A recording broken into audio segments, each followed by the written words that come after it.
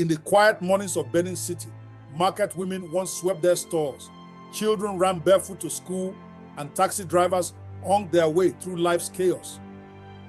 But there was a time when fear ruled the streets, not from war, not from soldiers, but from one man.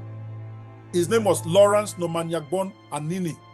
But to the public, to the press, and to the police, he was simply the ghost. It began like many stories do, with poverty, disillusionment, and a thirst for more. Anini wasn't born a monster.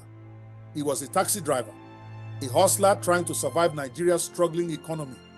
But the lines between desperation and ambition blurred fast. And when he crossed over, he didn't just become a criminal. He became a legend of fear. In the early 1980s, Anini formed a gang with one thing in mind: total control. Not just robbery, domination. He wasn't content with back alleys or midnight holdups. No, he wanted the streets to know his name. Banks, gas stations, markets, highways, nothing was off limits. But here's the twist that terrified everyone. Anini wasn't hiding.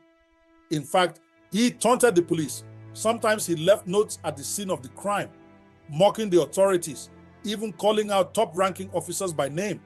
He once left a message written in bold near a looted patrol car: "I dey come back. This not just warning."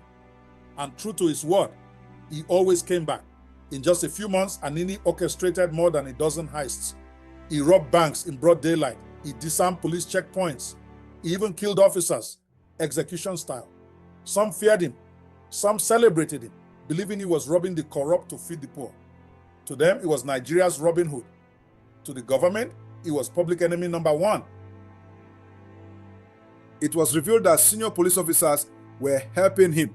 Bribes, leaked operations. Even a police sergeant, George Iyamu, was exposed as a mole, feeding Anini intel. That shattered public confidence.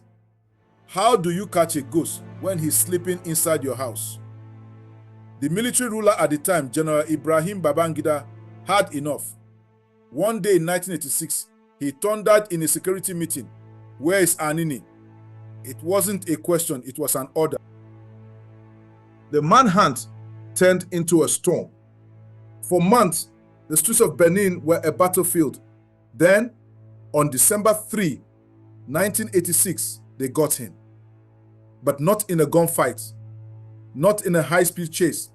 He was caught hiding in a friend's house, barefoot, unarmed, and shot in the leg during arrest. The ghost bled like any man. When they dragged him out, people couldn't believe it. The terror of a nation was just a man.